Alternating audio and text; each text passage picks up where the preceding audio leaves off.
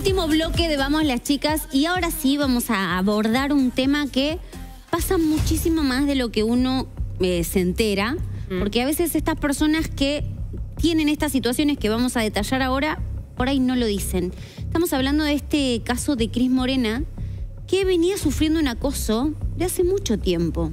Y nosotros nos enteramos ahora. Contame un poco, Sol, de esta situación. Sí, es una persona, es un hombre de 51 años, el cual ya fue denunciado. Es importante decir que ya está con medidas cautelares, tiene una tobillera, no se puede acercar a ella. Ahora, lo que ocurrió, y es importantísimo poder poner en contexto, porque desde el terreno de la psicología, y legalmente también, ¿no? En el trabajo interdisciplinario de ver qué pasó con estas amenazas, uno lo que ve es el entorno y sobre todo el poder empezar a dilucidar lo que es la personalidad de base detrás de esas acciones. Allanaron la casa de este hombre y en la casa lo que encontraron fueron, bueno, información bastante contundente que habla de indicadores en relación a su personalidad y sobre todo la obsesión que tenía en relación a Cris Morena. ¿Qué encontraron? Encontraron, por un lado, anotaciones, muchas anotaciones de tipo obsesivas en relación al vínculo con Cris Morena, un vínculo imaginario, porque algo que encontraron también es descripción muy detallada de situaciones hipotéticas de encuentro con ella. Otra cosa que encontraron es un collage, y esto es muy llamativo y ahora les explico por qué es un dato muy importante en el terreno de la psicología y de las pericias. Encontraron un collage con los ojos, con fotos de los ojos de Cris Morena. O sea, no el resto del cuerpo, sino que él se tomó ese detalle, ¿no? De poder recortar los ojos y de manera obsesiva ponerlos en un collage. Y también encontraron mapas de los movimientos de Cris Morena. ¿Cómo encuentran, cómo termina denunciando y cómo se termina consumando esta amenaza, esta nueva amenaza, porque tiene un historial? La interceptó en un shopping y le pidió por favor tener contactos. Cris, necesito hablar con vos. Bueno, a partir de ahí ella volvió a hacer la denuncia porque este acosador había buscado contacto con ella en 2021. Y bueno, Cris Morena relata ya haber estado relajada, ¿no?, con la situación, producto desde que de 2021 no había vuelto a cometer ningún acto de este tipo. Y bueno, vuelve a aparecer esto, ¿no? Y con información muy contundente en relación a conductas muy obsesivas sobre su persona. ¿Y por qué decías lo de los ojos? Mira, primero, todo en conjunto da algo que nosotros analizamos de manera psicológica, es cuál es el móvil, cuál es la intención detrás del acto, ¿no? Cuando él le intercepta a ella y le pide que quiere charlar con ella. Ahora, en esa conducta acosadora, por así llamarlo, hay todo un trasfondo. Es cuánto tiempo él le dedica, ¿no?, en su vida íntima a pensar en ella y armar todo un plan, una estrategia de encuentro, de movimiento, de persecuta, etcétera. ¿Por qué los ojos? Y es un indicador desde mi mirada, psicológicamente hablando, muy clave, porque cuando nosotros recortamos, cuando nosotros nos obsesionamos con una parte del cuerpo, como indicador, después hay que investigar más, por supuesto, es un síntoma fetichista. Es un indicador muy claro de fetichismo. El fetichismo forma parte de la conducta perversa, en donde nos centramos en el deseo sexual en un aspecto determinado del cuerpo.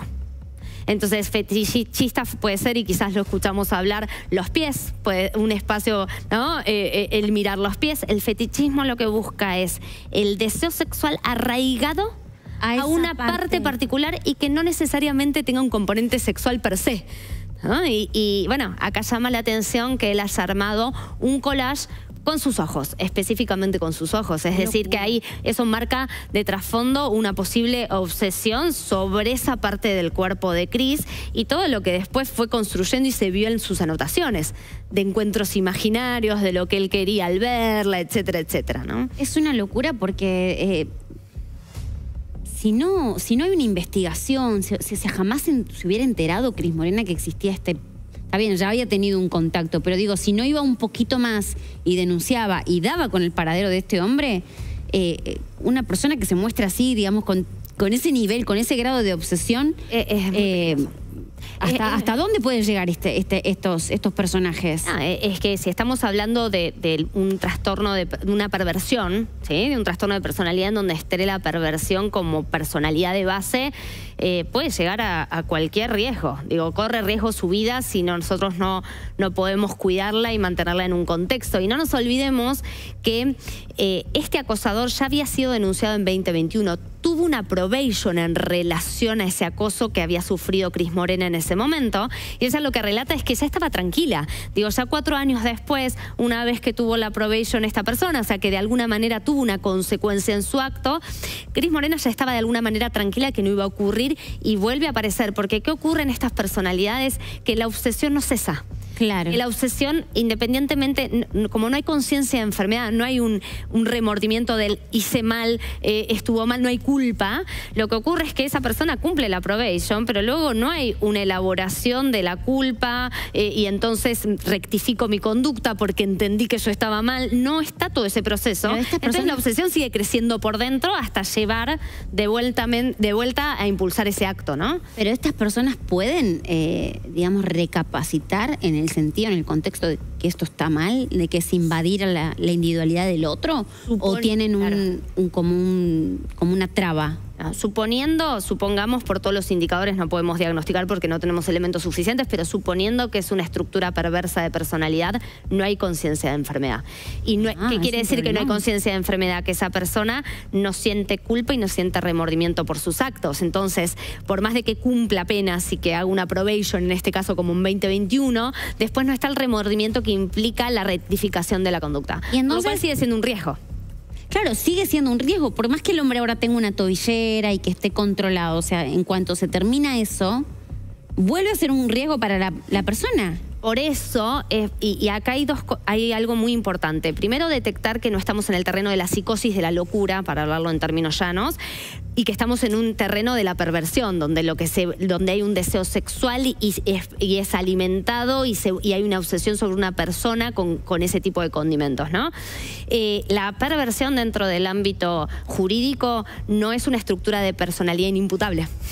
¿Qué quiere decir esto? Que al no tener culpa y no tener remordimiento, esa persona sigue siendo riesgosa para sí misma y para terceros. Entonces es importantísimo resguardarla, en este caso a Cris Morena, y resguardar a la sociedad de este hombre, ¿no? De estas personas. Bueno, otra persona del espectáculo muy querida, que es Adriana Salgueiro, tuvo un episodio también así un poco infeliz en el contexto del miedo, Hoy vimos varios episodios así como de falta de libertad, lo de Valeria Massa. Ahora estamos hablando de esto de este tipo con esta obsesión. En este caso, a Adriana Salgueiro recibió una amenaza de muerte. Tenemos la palabra de Adriana Salgueiro, esto es lo que le pasaba. Denunciaste que te amenazaron de muerte. ¿Cómo fue esta situación?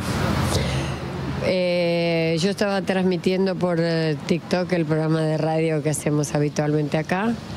Y empezaron a aparecer frases diciendo que me cuide, que cierre la puerta con llave porque no me imagino, me dice, ni te imaginas lo que te va a pasar, cosas así. Que en realidad yo no lo veía porque estaba girado el teléfono y quien lo leía era Alejandro, que no me dijo nada. Obviamente bloqueó a la persona que me estaba diciendo eso, y porque en realidad lo que más nos asustó fue que pusieron una dirección exacta. Nada, hice la denuncia porque obviamente al día siguiente lo minimicé un poco porque dije, bueno, no voy a... Pero pasaron cosas que... Ahí no puedo hablar mucho.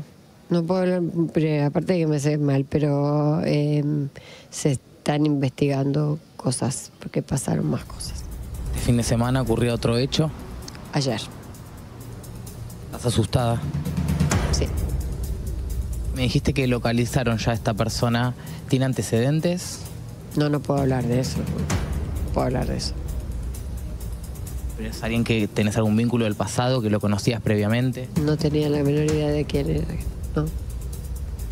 ¿Y por qué crees que se la agarró con vos, Adriana? Ni la menor idea, porque jamás hice nada que pudiera ofender ni molestar a nadie. No. Y si alguna vez hice algo, dije algo que estuvo fuera de lugar, pedí disculpas inmediatamente. Así que no sé. Es un hecho de machismo. No. Porque es una mujer.